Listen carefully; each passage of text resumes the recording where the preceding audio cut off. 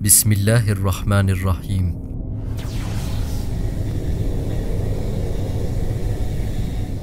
The Great Odyssey. In this dream, I saw that I was sitting in my house. This house was old and was also on rent. I was sitting with a few individuals, and we were all in a room together. Afterwards, Allah subhanahu wa ta'ala sent a flying machine for me and gave me a message saying that there is a place in space and that He Azza wa Jal has called me there. Upon learning this, I become overjoyed that Allah has given me some work to do. I began boarding that machine. Jibreel alayhi salam had also arrived in my house. I glanced at him, but by the time I boarded that machine, Jibreel alayhi salam was already making his way into the room where the others were sitting. Moments after, I embarked on my journey towards that area in space which Allah had mentioned. I accelerated forward with incredible speed and traveled a great distance away from Earth. During my journey, I passed by an area where there was absolute darkness everywhere, and as I peered behind me, I noticed that there was darkness there as well. This didn't stop me, however, and I kept on moving forward. As I was traveling, some evil forces appeared and exclaimed that we must stop him. If he reaches that certain place, then we will be destroyed. And they began attacking my flying machine.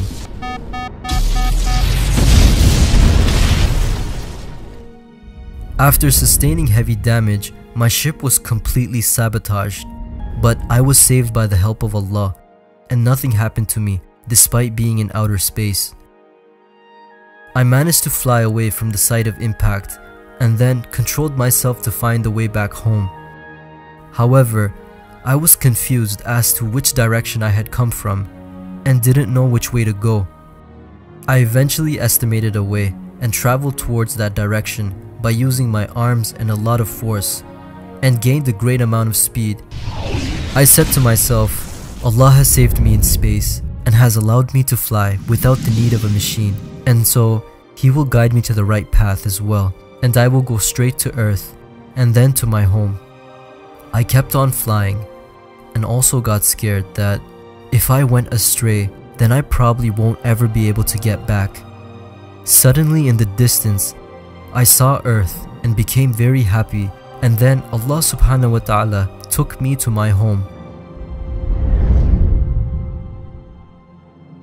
When I reached home, I saw that Jibreel alayhi salam was still sitting with those people. I felt as if he was conversating with those people and telling those people about me. After my arrival, Jibreel alayhi salam glanced over and looked at me. I said, "Why is Jibreel alayhi salam watching me? And why is he still here? I came from such a far distance, yet he is still present. And what is he doing sitting with these people?" After some time, Jibreel alayhi salam went away from there, and those people went away from there as well. After arriving back home, I didn't interact with anyone, nor did I speak to them. I went straight to another room and sat down and started to contemplate. I said, why didn't Allah tell me that there was danger on the way?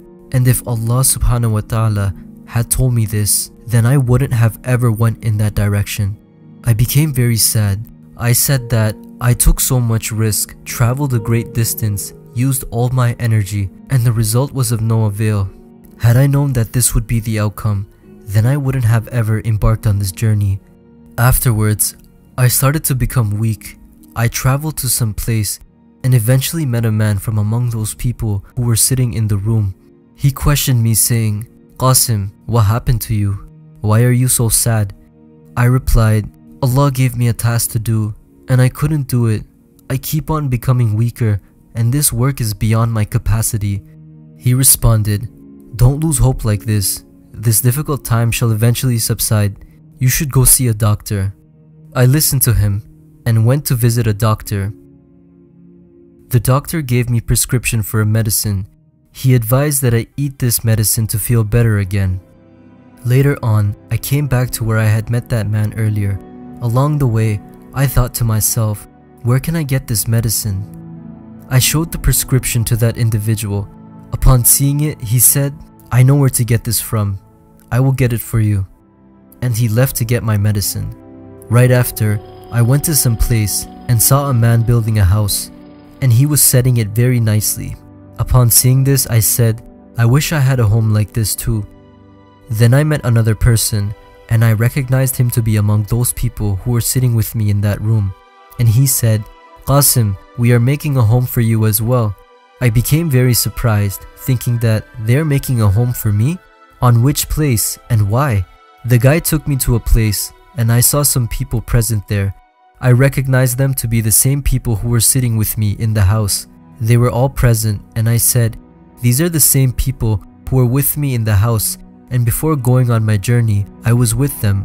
Why are these people doing all this for me? How did they know that I wanted a home? Those people were working with great devotion and honesty. I wondered if they received the message from Allah subhanahu wa ta'ala that they were doing all this work. Then I saw the man who had left to get my medicine. He reached the area with my medicine. Upon seeing that medicine, I said, these are the same multivitamins which my father used to take. I took the medicine and started to watch that house. Upon seeing it, I realized that the house was rather small. I said that this is a small house, hardly all of us will be able to fit inside, and it doesn't have a lot of space for walking either. I had to build a big house. Then in my mind, the same big house appeared, which I often saw in my dreams. But then I said, it's better than having nothing. For now, we can make do with this house, and then if Allah subhanahu wa ta'ala wills, we will also get that big house. These people here have worked very hard to make this small house. I was just standing there, thinking all of this. Then someone approached me and exclaimed that a fight has started at a particular place, and the place which he mentioned was famous. I replied saying, how is this possible? And he replied saying, all this happened very suddenly, you can go see for yourself. When I saw the TV, I realized that he was telling the truth. A fight had started at this famous place. That fight kept on spreading, and it became the ignition for a great calamity. Upon seeing this, I said, this just keeps on spreading. Afterwards, the people who were working with me started to work even more and subsequently started conveying my dreams to the public regarding the events that will occur as I have seen them in my dreams. Witnessing this, I became surprised and I said, these people who are doing all this work are very honest.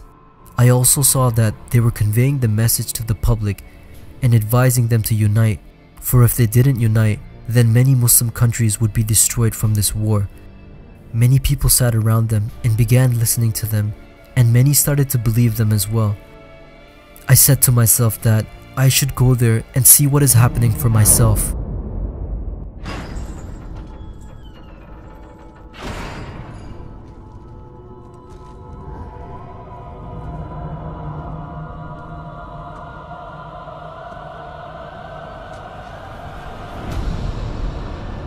When I reached there, a severe fight between Muslims and non-Muslims was taking place. I couldn't understand what I should do.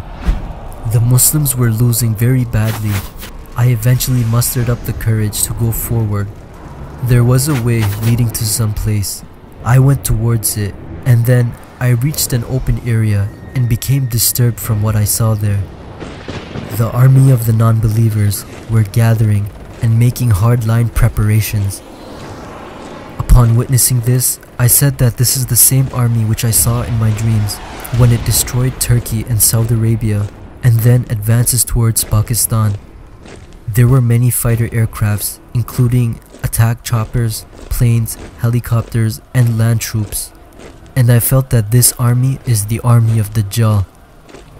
While observing all this, I said that we Muslims aren't powerful enough to fight this army.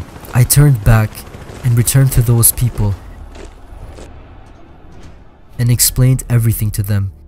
I explained that the armies of the non-believers are ready, and this is the time when the non-believers destroy the Muslim countries.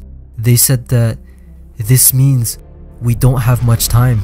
Afterwards, these people kept on trying to reach out to even more people with the message and said that the non-believers are planning a huge attack on us, and if we don't use our brains and unite, then a huge calamity will fall upon us. Pakistan will play a great role in this war. The time for Ghazwatul Hind is near.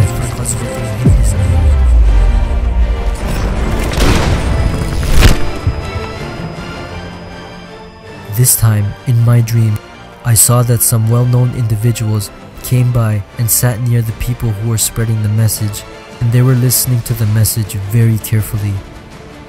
And the dream ends there.